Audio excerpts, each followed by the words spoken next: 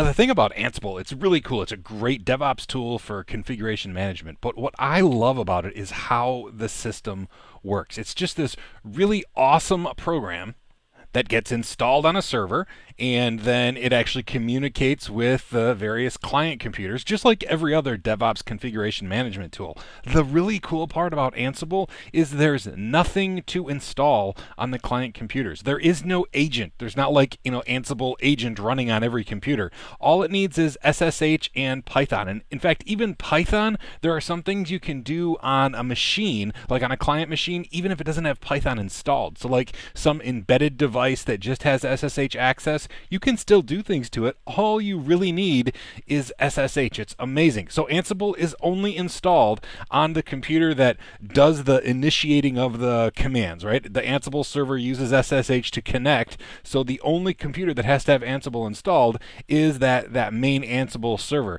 And what's really nice, it doesn't even have to be a server, right? Since it's this tiny little, program installed, it can be running on a laptop, and it doesn't even have to be there all the time, right? You could take the laptop home, come back to the office, run Ansible, and it's going to connect because it just uses SSH. And that SSH is really key. When you're thinking about how to configure or plan your network, you need to think about SSH, okay? It uses SSH for everything that it does. Every time it connects, it uses SSH. So remember all of the limitations and advantages that SSH has. So when we're planning to set up our Ansible environment, we need to think about a username. Now, SSH connects to a remote computer and you use a username. Now, you can either use a consistent username. So like in our lab, we're going to log in with the user Nugget1. You can have the username consistent across all of the clients that you're connecting. You may have a user called Ansible, and that's the user that you use to connect with. Then you need to decide, okay, so if I'm connecting to all of the servers using Nugget1, which is what we're going to do. We're going to log into the server or to our Ansible computer using Nugget1, and we're going to connect to all of our clients, and they're also going to have the username Nugget1. But then you need to decide, okay, so are we going to sudo privileges, meaning on that client computer, how are we going to be able to configure system things? Are we going to use sudo, or is Nugget1 going to connect to the root account of the remote computers? Well, I'll be completely honest, connecting to a root account over SSH, even though we're going to be using keys, freaks me out. So we're going to connect with the standard Nugget1 user, and then we're going to have Ansible escalate privilege using sudo. So that means our client computers have to have SSH set up. Remember, they always need SSH, and we need to be able to have them, the Nugget1 user or whatever user you're using, to be able to use sudo to get root access on the server. And then we also need to say, okay, we're going to connect via SSH. Obviously, we don't want to type in the username and password every single time we run Ansible. That's not much automation if you have to type the password every time. So we're going to set up passwordless keys. Now, what that means is we're going to set up SSH keys. We've done this in other courses. It's really something that is common for Linux administrators to do, to set up keys in order to authenticate instead of using a username and password. But you can either set up passwordless keys, which is what we're going to do, or you can set up a key that still requires you to type in a password. And if you do that, you can use a tool called SSH agent that's going to kind of cache those credentials in memory every time you're running Ansible. We're not going to do this. This is a possibility, especially if you're coming and going with a computer.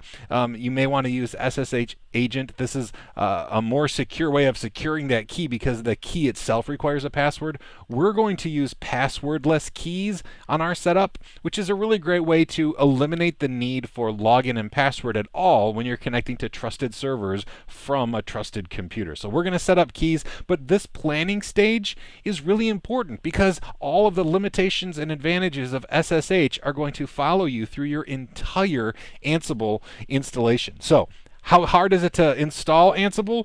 Really, really simple. Remember, we only have to install it on our server that we're going to use to connect to those client machines. So we only install it in one place. And for us, that place is going to be on our Ubuntu workstation. Now, since this is our first look at our lab environment, I'll just kind of give you the tour, right? our workstation, this is the computer that we're on right here with this kind of green spacey background. This is going to be our Ansible server or our Ansible computer. It's named Ansible. The host name is Ansible on the computer. Notice I'm logged in as Nugget1.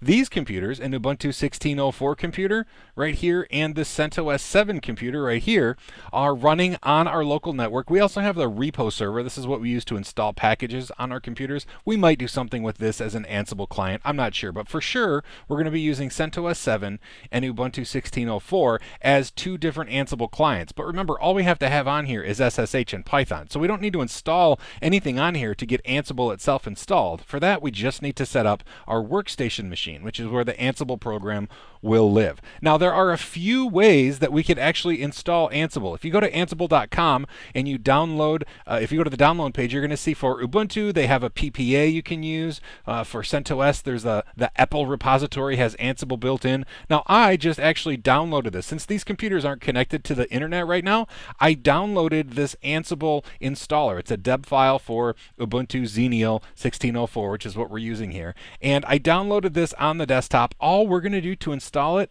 is double click on the deb file that I got from ansible.com. We'll click install package. It's going to, of course, ask me for my password. Notice over here we have our username and password. It's password right here, capital P-A, so let me type this out, P-A $W0RD. Press enter, and it's going to go and get all the dependencies from our repo server. All right, so it's installing dependencies. Here, I'll say automatically close the window when all the changes have been applied. So it's going to get any dependencies it needs from our own local repo server and install Ansible on the workstation computer. Again, I know I've said this a bunch of times, but it's not going to install anything on these other computers because we don't have to install anything as far as Ansible's concerned on those computers. All right, so it's installed. And that's it. Let's just type Ansible, make sure it's installed. Sure enough, it's installed. It says you missed your target host. We'll learn about target hosts later, but we can see the Ansible program is installed on our computer. Now let's make sure that it works really quick. I will clear the screen. We're going to say Ansible localhost. It's okay if you don't know what I'm doing here. -m ping and press enter.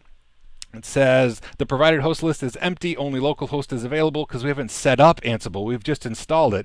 And sure enough, we had a success. It ping pong, meaning that it received a ping from localhost. It pinged localhost and it got a response. That's what it means by pong here. And boom, we have Ansible installed and it is working on our system. Now, we also have to add our clients so that the Ansible server or the Ansible workstation here knows what clients it has to connect to. But for right now, we have installed Ansible and we have our plan of attack when it comes to usernames. We're going to use Nugget1 across all of our hosts, and we're going to use sudo to escalate privileges when we connect to them. If installing Ansible seemed a little bit too easy, well, that's because it really is easy. All we had to do is install that deb file, or if you're on your own system, you can use Yum or a PPA in Ubuntu, but I just literally double-clicked on the deb file and it was installed and ready to go. We learned how the system works. We actually checked out the requirements, which is basically for the client machines, they just have to have SSH server installed so we can SSH to them, and Python if we want to do some of the more complex modules. And we figured out that plan, meaning how are we going to plan username and privilege escalation when our Ansible server connects to all the client machines. I'm excited to get going on this course with you. I hope this has been informative for you, and I'd like to thank you for viewing.